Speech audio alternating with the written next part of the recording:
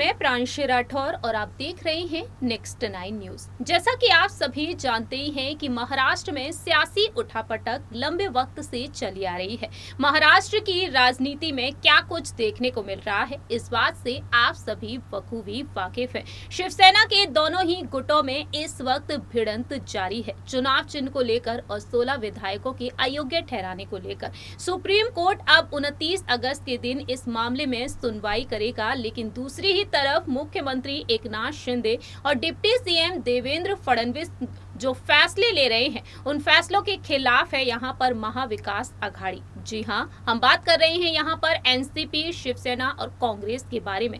लगातार कई अपील की जा रही हैं एनसीपी, शिवसेना और कांग्रेस की तरफ से कि महाराष्ट्र में जिस तरीके से भ्रष्टाचार देखने को मिल रहा है, उसके खिलाफ देवेंद्र फडणवीस और एकनाथ शिंदे जल्द से जल्द फैसला लें।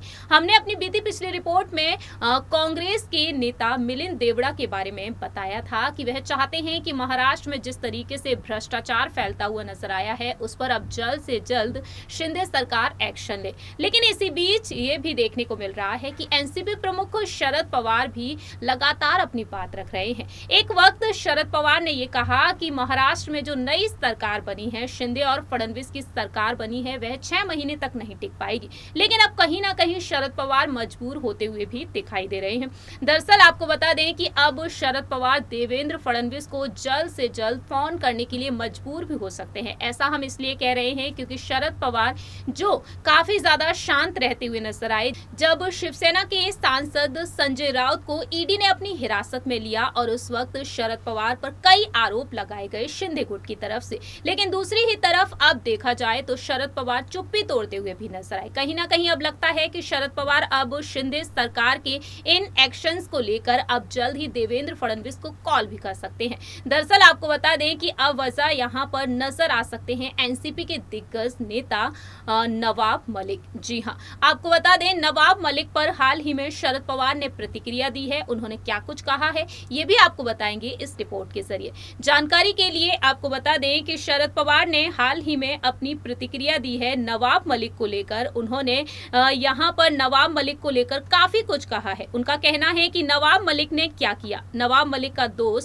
सिर्फ इतना रहा था कि एनसीपी के प्रवक्ता थे, वह हर एक दिन ईमानदारी से काम किया करते थे ताकि पता चल सके कि चीजें कहां गलत हुई हैं, इसलिए उनके खिलाफ कार्रवाई की गई।